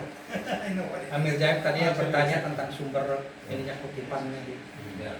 Before from the root of education, you explained. Before that, Yeah. yes. So that was about Rome Yes. and that. Yeah. kutipan-kutipan tentang Romawinya dari mana sumbernya? I'll check the reference and I'll let you know. Yeah. Mau dicek dulu nanti. I mean, Rizal said, is it probably from the engine of the broken world? Could be, most probably. Yeah. I was going to say that, but then I was going to be, I'm not sure. Okay. Could be, yeah. But I'll let you know. Ada lagi yang mau bertanya? Ya, gimana? Oke, terima kasih. Ada beberapa pertanyaan ini buat Pak. Ya. Maksimal 2 kesatu. Ya, maksimal 2, kan tadi ada beberapa, maksimal 2 orang. Karena ke satu ada banyak yang mau bertanya juga. Kedua, sayanya sendiri nanti lupa. Apa coba yang pertama Pak? Yang He has pertama. 2 questions. Tolong Pak Riyad jelaskan bagaimana awal pertemuan dengan Syekh Abdul Qadir, terus menjadi muridnya, dan kemudian tertarik membaca political thinking dari Syekh Abdul Qadir juga jadi buku. Itu yang satu ya? Yang satu. Oke. Ya, Jadi latar belakang beliau dengan Syekh. yeah. So he has the questions, but I will just mention the first one. So he wants to know how do you meet Syekh Abdul Qadir? How do you first met him? And how you met yourself? How do you become attracted to his teachings? How you become his murid? And how you then willing to study his books. So first, how you meet him. Second, how you become his murid. Third, how you willing to read and analyze his books. But he said you only were Anda cuma boleh I elaborate become 1A, 1B, 1C. Sampai bukunya tebel-tebel gitu. I just make it 1A, 1B, 1C. Itu dulu, jangan dulu. Yeah, so I met him in 1984. Ketemu di tahun 94. No, 84. 1984. 84 tahun 84. Tahun depan. So he was invited by this, I think it's called, the South African South African Muslim Medical Association. Ya, Asosiasi Kedokteran Muslim di Kapsel. Saya Abdul Qadir datang ke sana. And they called him to speak at the conference. Beliau, Syekh Abdul Qadir diminta untuk bicara di konferensi itu di Jakarta Selatan. So he just finished writing Good Islamic Education. Baru selesai nulis Good Islamic Education So this was in Durban in South Africa. di Durban ya. Kapsel. Now, 84, also right? in South Africa, yeah, there was a movement, the Muslim Youth Movement, which is a modernist movement. Waktu itu ada gerakan modernis, Muslim modernis, tapi gerakan muda lah, para pemuda modernis di Kapsel. So they didn't like what was written in Good Islamic Education. Mereka tidak senang apa yang ditulis di Good Islamic Education Because Sheikh Abdul Qadir criticized the modernist movement. karena di buku tersebut Syekh Abdul Qadir mengkritik gerakan-gerakan modernis. Jamaluddin Afghani, Muhammad Abdul, Rashid Rida, and Hassan al-Banna. And of course, after that, Qutb said, etc. And Jadi gerakan pemuda ini protes. made photocopies of the pages and they put it on all the mosque walls. Oh, this youth movement. There's no more. Jadi gerakan pemuda ini fotokopi buku Root Islamic Education ini dan kemudian ditempel-tempel di masjid. Supaya tahu nih katanya isinya gini. And they were, were making propaganda against the Sheikh. Dan mereka melalui fotokopi itu yang ditempel-tempel di masjid-masjid itu membuat propaganda untuk mendiskreditkan Syekh Abdul Qadir. So on the night of the conference, Pada malam konferensi itu sendiri, members of the Muslim Youth Movement, anggota dari pemuda itu they got up before when the chairman was introducing, opening the conference. They got up to say that they want a guarantee that Sheikh Abdul Qadir will answer all their questions. Jadi sewaktu ingin mengumumkan Syekh Abdul Qadir gitu kan, bahwa beliau akan bicara, ini dicegat gitu oleh anggota pemuda ini dan mengatakan boleh silakan bicara, tapi Syekh Abdul Qadir harus bisa menjawab semua pertanyaan kami. Harus mau, bukan bisa aja, harus mau menjawab. So the chairman said, look, write your question Tulis aja deh pertanyaannya gitu. and send it to the front, and we'll answer the questions we have time. Dan kita akan jawab, ini kata si ketua konferensinya, kita akan jawab ketika ada waktu, tulis saja. Karena kalau waktu khusus bagi Anda nanya semua itu, waktunya nggak ada gitu. They said, no, that's not good enough. You Nggak must bisa. answer all the questions. Nggak cukup, kata si perwakilan dari pemuda itu. And the Harus jawab chairman, semua pertanyaan kami. and the chairman was saying that, look, we have a limited time. Kita di sini terbatas, nggak bisa lah. We can't answer, we can't be here for much longer. Right? How do you come into play? Because Yeah. he is asking about you. Yeah. So they were, they were becoming chaotic, Sehingga akhirnya menjadi chaos, jadi kacau, rame. gitu. demanding that he answer the question. And Sheikh Abdul Qadir got up, and he said, I'm going. Udah pada ribut kayak gini, akhirnya Syekh Abdul Qadir berdiri dan udahlah saya pergi aja. And Haji Musa Adam went to the conference because he had met Sheikh Abdul Qadir in Norwich. Haji Musa Adam, Ikra Books. Ikramuddin Spartan. Bukan. Ikra. Toko buku Ikra. So Haji Musa, He went to the conference too, okay. where this problem was happening. Oke, Haji Musa pergi ke konferensi juga. So the chairman, because Sheikh Abdul Qadir left, Ya, Syekh Abdul Qadir meninggalkan. when the konferensi. chairman went out and Haji Musa went out, and the chairman said, look, things are not too good here. Take him to Johannesburg, and when things settle down, you can bring him back.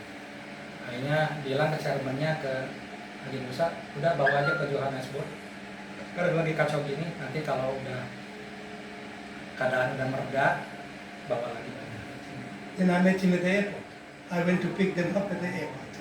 Dan kemudian beliau bertemu dengan Syekh Abdul Qadir di airport. Dia jemput. And of course, that's only the beginning of the story. Itu hanyalah permulaan dari.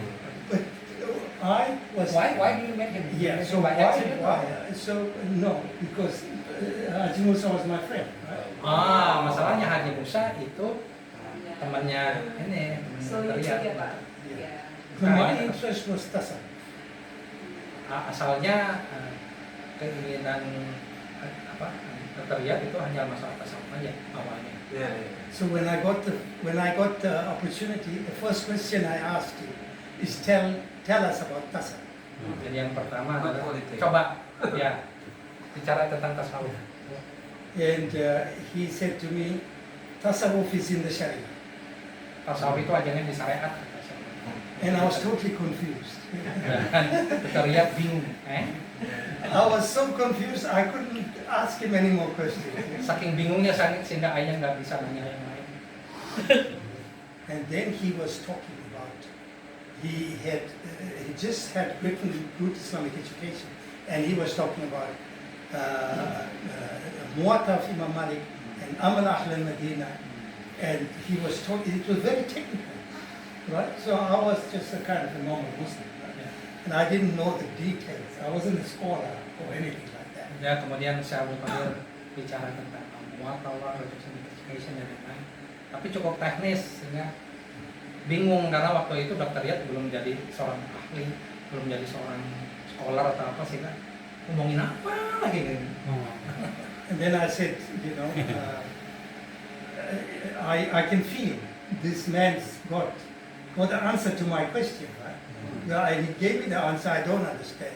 So I'm going to listen to him carefully and try and understand what he has to say. Tapi nggak tahu kenapa Dr. Riyad itu punya perasaan sebenarnya penjelasan Syekh Abdul Qadir it's in a car, right? Or just in airport? No, this is when we took him back to home, to the house, Oh. from the airport. Nah, jadi waktu itu semua kayaknya kayak mencoba menjawab pertanyaan saya gitu, tapi saya nggak ngerti gitu kata tadi. Tapi ya udahlah, walaupun nggak ngerti saya coba ngedengerin gitu, maksudnya apa gitu. Karena kayaknya sedang menjawab pertanyaan saya tentang al-muwatta, tentang education. And I'm still trying to catch up with that, trying to understand what he is. Until now. Until now. Dan sampai sekarang sedang berusaha memahami sampai sekarang. Sebenarnya itu omong itu apa? That was, a long time ago. itu dulu. Over 40 years. Iya. Lebih dari 40 tahun. Because I believe he is the mujaddid of the 15th Islamic century, the reviver of the deen. Karena Dr. Riyad meyakini bahwa Syekh Abdul Qadir itu mujadid di abad ke-15 Islam. So we are in Hijri 1447. Ya, So I still got 53 years to catch up with him to the end of the century. ya. Alhamdulillah. Ya, mujadid abad ke-15 sehingga masih ada waktu 53 tahun lagi katanya kalau umurnya panjang untuk tetap berusaha memahami apa yang dimaksud mujadid ini katanya. Kan mujadid untuk abad 15 kan? Iya. Abad 15 kan katanya 53 tahun lagi. So that's why it's important that he's told us what to do, Dia how membantu. to be, and all that, the whole background we went through. It's about how to be free, free. And he speaks about being spontaneous, right? And so he's an alim who understands the faith, right? But he's a sheikh of tasawwuf, and he's teaching that you should have no fear because you only fear Allah.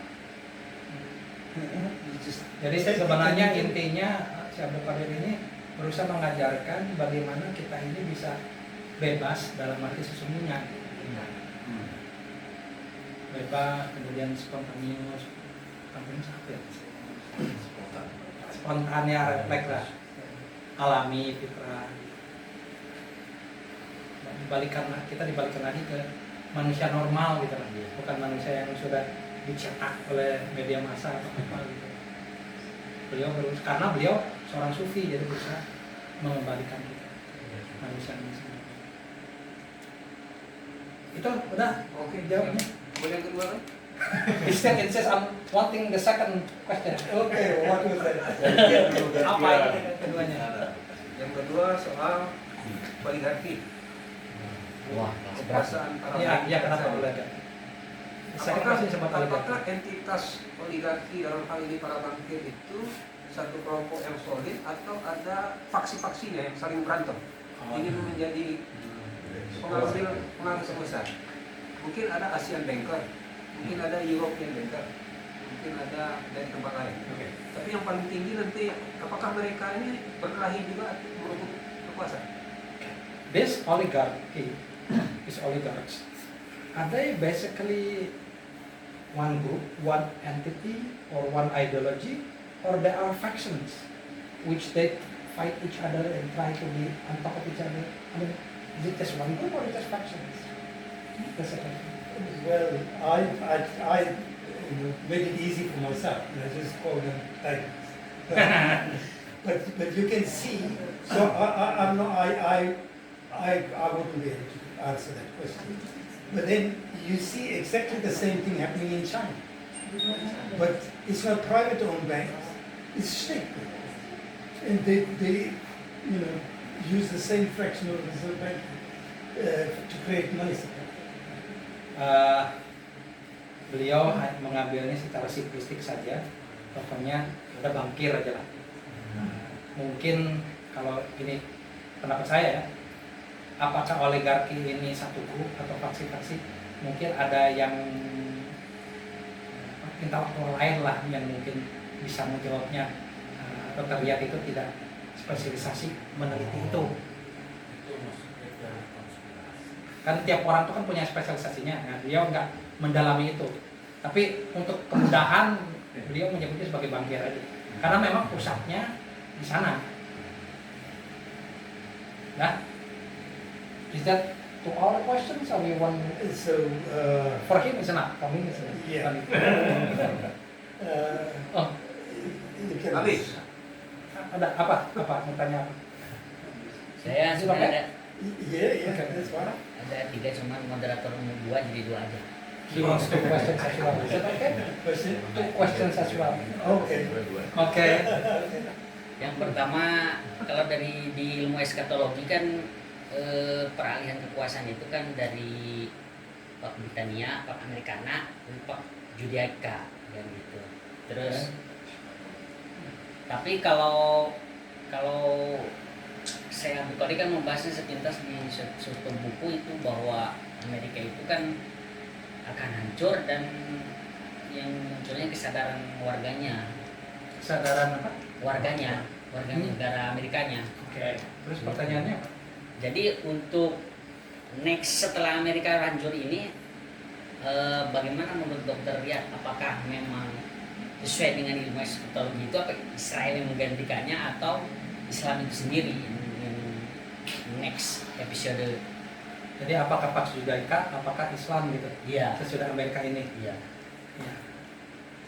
So his question is from the angle of eschatology and also from the angle of self-recovery. Okay, there is a Pax Britannica and then Pax America. Now, after Pax America, is it Pax Judaica or is it Islam? I mean, what is Syekh Abdul Qadir explanation? What happened exactly after Pax America? After the US going down, what happened? Okay. Just note, Pakistan, whenever you feel you want to stop the questions, you can stop the questions. That is fine. But I'll answer the 2 questions Okay. from. Siapa namanya? Indra. Indra. No, I know. Oh, yeah. I know him well.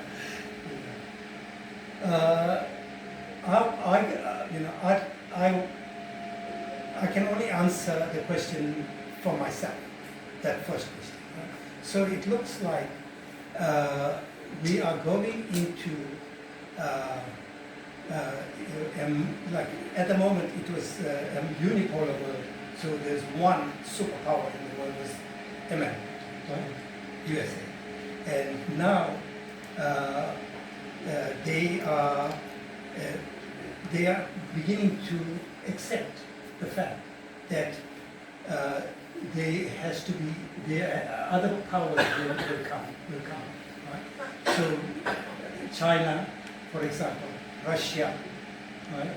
And I don't know how, I don't know why, but India thinks they can be a superpower too, right? So there is a multipolar world now, right? But the United States, again, like we were talking about earlier on, and that's the relevance of the things that I brought up, is they want to maintain power through the door, like how they maintain power now. Jadi Dr. Riyad hanya bisa menjawab mewakili pendapat sendirinya saja. Jadi kalau menurut pendapat Dr. Riyad, ini kan awalnya ini sekarang unipolar nih untuk Amerika. Nanti berubah menjadi multipolar, yaitu Rusia, Cina, dan menurut India, termasuk India, tapi yang jelas Rusia dan Cina. Nah, jadi Amerika akan berusaha untuk tetap unipolar dan tidak multipolar, dan caranya adalah dengan memunculkan digital dollar itu. Jadi mewakili pendapat beliau pribadi. Yang keduanya, Yang keduanya di antara So, but it's all capitalism. It's still capitalism. Right? In China, it's state capitalism, and the other countries just non-capitalism. But America wants to still maintain hegemony. Oh, dan tadi yang multipolar itu semua kapitalisme aja, hanya bentuknya yang berbeda. Seperti Cina, itu kapitalisme tapi dilakukannya oleh pemerintah. Is that all?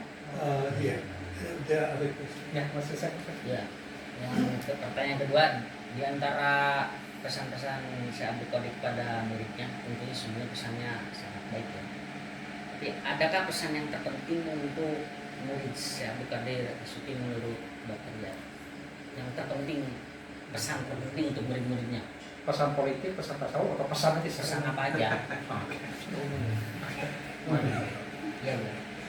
His second question is this. There are many messages or many teachings that Syekh Abdul Qadir conveyed us. But out of all these messages, out of all these teachings, he wants to know, what do you think is the most important message of all? Yeah. So the most important message is that Sheikh Abdul Qadir always said that I get my aqidah from Imam al-Ashari, I get my fiqh from Imam Malik, and I get my tasawwuf from Imam Jalil. So, and Islam,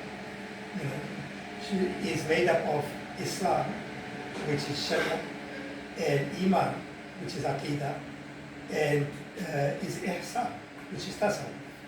Right? So his message is you need all of them, and you need, and coming out of that message is that he said that there is no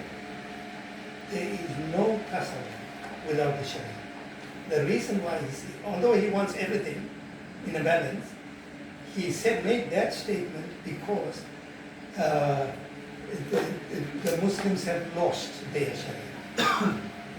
And many people are happy to be Sufis, but are happy to be capitalists at the same time and not following the muamalat completely. In everything, including design, including Sharia. Okay. yang terpenting dari semua pesan beliau, saya pecah jadi 4 poin, sebenarnya satu poin, tapi saya ini supaya lebih rinci, bahwa kita mempraktekkan itu harus ada iman, Islam, ihsan, harus ada tiga-tiganya, harus ada akidah, harus ada fikih atau syariat, dan harus ada ihsan tasawuf. Nggak bisa itu kita hanya praktek salah satu, nggak bisa. Nah, kemudian akidah kita ambil dari Asy'ari, Imam Asy'ari, fikih kita ambil dari Imam Maliki, dan tasawuf kita ambil dari Imam Junaid. Kemudian, oke, beliau jelaskan itu, tapi kemudian di akhir beliau tambahkan 2, tapi sebenarnya masih poin 1. Kenapa? Karena 2 ini orang suka lupa. Dalam melaksanakan 3 hal ini suka lupa, yaitu bahwa tasawuf itu adanya di syariat. Kenapa beliau bilang itu? Karena sekarang ini muncul fenomena tidak sedikit sufi di dunia muslim, apalagi di barat gitu ya, yang mau jadi sufi tapi peduli amat dengan syariat gitu. Banyak itu. Di India juga banyak. Bukan di barat dulu sufi Kalmar atau apa enggak tahu namanya. Nah, jadi hanya kita bilang tasawuf adanya syariat. Itu penambahan 1, penambahan keduanya adalah bahwa syarat itu harus ada muamalatnya. Memang benar sekali pernyataan Syekh Abdul Qadir itu, karena sekarang di mana-mana kalau bicara syarat itu pidana terus gitu, muamalatnya nggak kemana gitu. Jadi balik lagi akidah fikih tasawuf, tapi jangan lupa tasawuf itu ada di syariat, dan jangan lupa syarat itu ada muamalatnya. Itu adalah pesan terpenting dari semua pesan yang Syekh Abdul Qadir ingin ajarkan kepada kita. Apa itu kayaknya beliau kecapean nih. Any more questions? Last one. I did the answer. Question. If there is, this is. No, did we answer the last question? Sudah terjawab atau belum? Sudah. Yeah, thank He you. likes the answer. Okay. He loves the answer, not only likes the answer. So if there is another one, maybe our last question. One last question, pertanyaan terakhir. Terakhir ada yang bertanya? Oh, oke. Ini tutorial ya. Ini kan nanti hari Senin ke Cirebon ya. Ini wajar jurnal juga. Saya kan kuliah filologi, sejarah, ulang Cirebon. Tapi ya maaf nih. Jadi saya dari Perpustakaan Nasional, Mas Jenal. Jadi di Perpustakaan Nasional itu ada ucapan Sunan Gunung Jati turun temurun, tapi yang menulisnya ini Mama Tubagus Bakri Purwakarta. Pakai bahasa Sunda ya. Cuma ini ada Kaitan anak. yang kaitannya begini. Diringkas ya. Intinya nih Sunan Gunung Jati ini sudah menyampaikan akan terjadi perang antara timur dengan barat selatan ya, dengan skala besar. Nah, pada akhir skala ini global atau skala nusantara? global. Barat ini ini antara timur dengan barat selatan atau barat daya ini global ya. Barat selatan. Nah, barat selatan. Southwest. Ya. Itu kan pertempuran ini termasuk dalam skala besar karena melibatkan negara-negara dari kawasan besar dunia ya. Nah, pada akhir peperangan ini tidak ada yang disebut pemenang. Semuanya mengalami kehancuran yang sama. Nah, Ini intinya dari gini. Sunan Gunung Jati. Iya, sebenarnya ini. Mungkin nanti wajar jurnal saya kirim ya. Intinya gini, kalau dikaitkan dengan konteks sekarang, Iran dengan lawan Israel Amerika.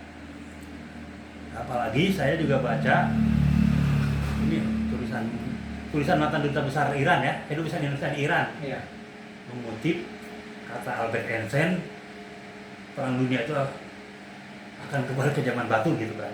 Iya. Sesudah Artinya, perang ya, dunia.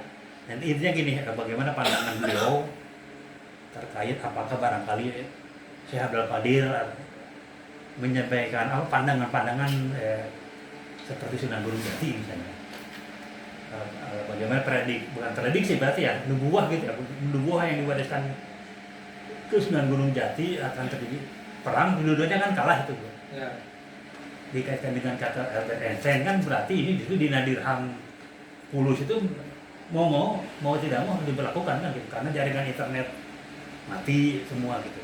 Nah itu Jadi apakah Syekh Abdul Qadir ada pendapat apa ya atau yang lain ini sampaikan dulu di akar Sunan Gunung Ya, Jati ya, gitu. ya. So it's about apocalypse. Okay. The thing is in Indonesia, especially in Java Island, there is the group which is called the Nine Saints. One of the Nine Saints. And one of the Nine Saints, his name is Sunan Gunung Jati. He predicted there is going to be a big war at that time between the southwest versus east. Sunan Gunung Jati is one of the Nine Saints predicted there will be a big war between southwest and east. And there will be no winner, but the humanity will be destroyed. Well, that is from Sunan Gunung Jati. But then from our contemporary readings or contemporary social media or something, people are talking about World War III. Or maybe Einstein who said if World War III happened, then apa nanti kalau itu tidak terjadi apa kata itu? Then we're back to the Stone Age. Yeah, so dari social media and Einstein, dari Sunan Gunung Jati, the question is, does Syekh Abdul Qadir has some apocalyptic or the end times opinion? Has a similar opinion or not? That's what he wants to know. Well, look, Sheikh Abdul Qadir told me personally, you must be in the here and now. And he always mentioned one hadith. He said that Prophet ﷺ said, if you plant a tree and the end of the world comes, then continue to plant the tree. Right? Because look, the end of times is not really your business. Allah is bringing the end of the world, but you set out, you made a niyyah to plant the tree. So you are going to continue to do that, and whatever happens, happens. Whatever Allah wants will happen. Right? So I think there are so many different scenarios that are possible. Right? But you know, they are just in the imagination. Jadi kalau sepengetahuan Dr. Riyad, masalah menurut Syekh Abdul Qadir, tapi menurut Syekh Abdul Qadir menurut Dr. Riyad, masalah apa yang akan terjadi di akhir zaman atau apa, tidak begitu relevan bagi kita gitu. Kalau menurut saya yang penting itu bukan kiamat kubro, tapi kiamat subro gitu kan. Jadi nggak begitu relevan. Yang relevan adalah sekarang. Nah, apa yang terjadi sekarang?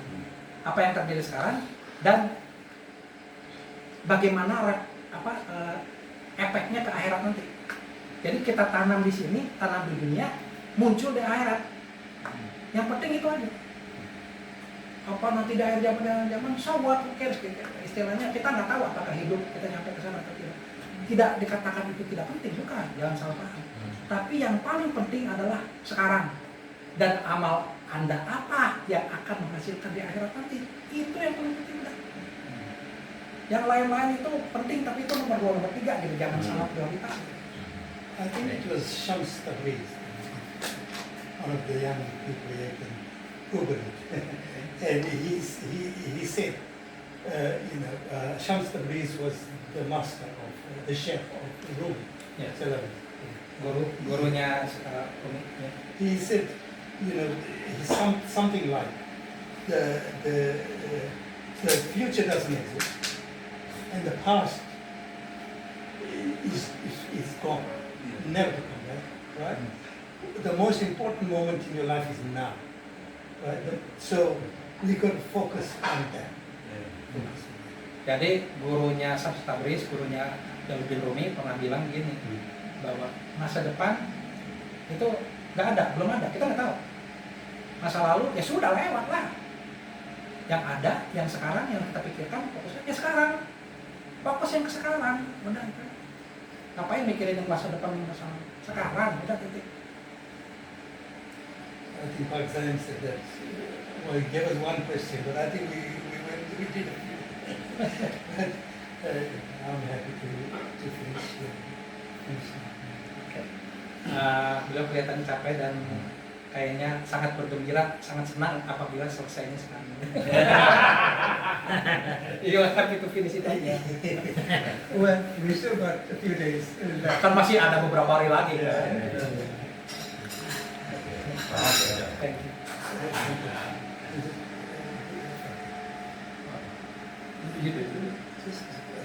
Al-Fatiha. Bismillahirrahmanirrahim. Alhamdulillah.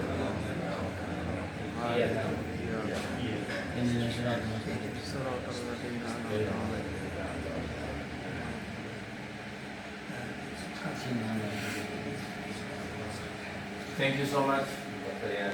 You're welcome. Terima kasih. You're welcome.